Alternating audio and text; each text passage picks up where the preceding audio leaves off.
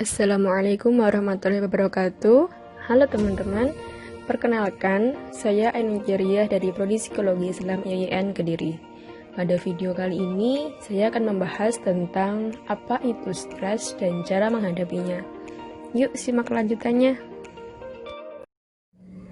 Saat ini, dunia sedang diselimuti oleh keresahan akibat merebaknya virus yang tak kasat mata yang sering disebut sebagai COVID-19. Penyebarannya begitu cepat, berdampak tidak hanya pada kesehatan masyarakat, tetapi juga pada pelayanan publik dan sosial kemasyarakatan. Tidak hanya kesehatan fisik, segala keresahan ini pun juga memengaruhi kondisi mental setiap orang. Apalagi saat ini masyarakat dihadapkan dengan aturan new normal yang mendorong masyarakat untuk beradaptasi cepat dengan kebiasaan baru. Banyak orang yang merasa cemas, khawatir, bahkan stres. Tapi sebenarnya stres itu apa sih? Stres merupakan keadaan frustrasi yang berlangsung lama dan tidak dapat diatasi. Adanya beban yang dirasakan seseorang yang tidak sepadan dengan kemampuan mengatasi beban. Frustrasi itu sendiri merupakan rasa kecewa akibat kegagalan dalam mengerjakan sesuatu atau akibat tidak berhasil dalam mencapai suatu cita-cita. Selanjutnya, Robbins menjelaskan bahwa stres merupakan keadaan psikis seseorang dalam mencapai suatu kesempatan di mana terdapat batasan atau penghalang untuk mencapai kesempatan tersebut. Stres biasanya muncul akibat dari adanya tekanan. Nah, tekanan ini muncul dari kegagalan individu dalam memenuhi kebutuhan atau keinginannya. Tekanan ini dapat berasal dari dalam atau luar diri seseorang. Kalau begitu, apakah stres itu selalu berarti buruk? Tidak juga. Begini penjelasannya.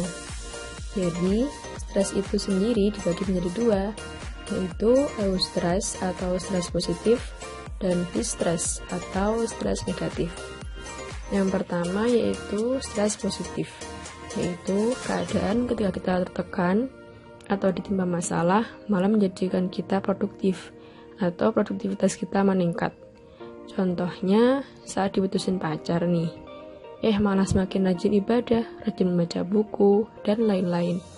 Atau di saat pandemi saat ini, kita malah semakin produktif dengan menghasilkan karya, mempelajari hal baru, dan lain-lain. Yang kedua yaitu stres negatif, yaitu keadaan ketika kita ditimpa masalah atau sedang tertekan, membuat produktivitas kita menurun. Misalnya, pas diputusin pacar, memilih untuk mogok makan, mengurung diri di kamar, tidak mau bertemu dengan siapapun, dan lain-lain. Tuh, kayaknya aku stres nih. Mari kita kenali gejala-gejalanya terlebih dahulu ya. Apa aja sih gejala-gejalanya? Oke, yang pertama, gejala stres pada pikiran. Biasanya kita akan mudah lupa, sulit berkonsentrasi, sulit mengambil keputusan, dan selalu berpikir negatif. Yang kedua, yaitu gejala stres pada perasaan. Gejalanya yaitu mudah merasa marah, mudah tersinggung, mudah merasa sedih, dan mudah merasa cemas. Yang selanjutnya, yaitu gejala stres pada tubuh. Gejala stres pada tubuh meliputi sakit kepala atau migrain, otot leher atau bahu terasa tegang, mudah merasa lelah, sistem imun menurun atau mudah sakit, dan asam lambung naik. Yang terakhir, gejala stres pada perilaku. Gejalanya meliputi berbicara dengan intonasi tinggi, mudah menangis, insomnia, dan perubahan pola makan. Nah, apakah kalian stres? Terus, gimana dong cara menghadapinya?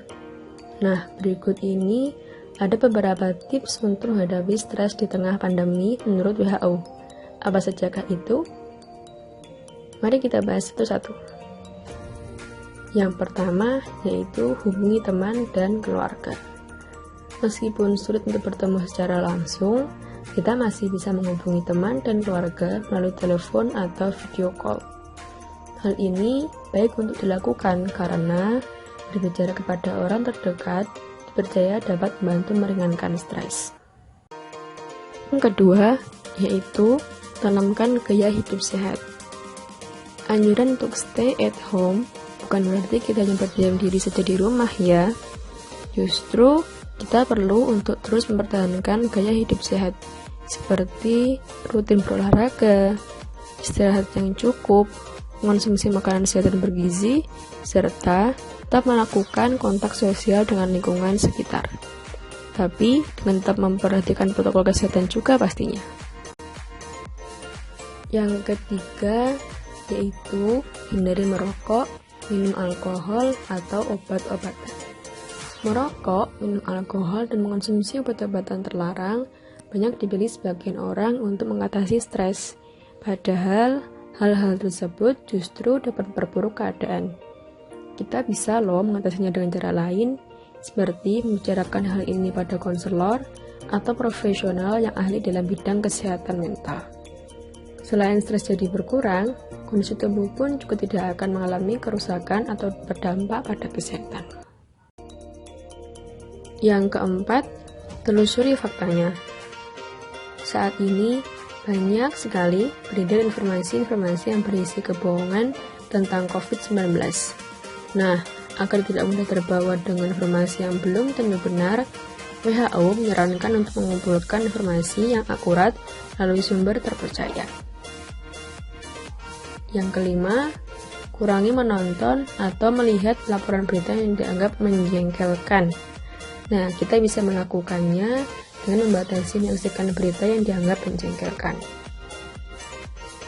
Yang keenam, yaitu menggambar dan mewarnai. Bukannya ini untuk anak kecil ya?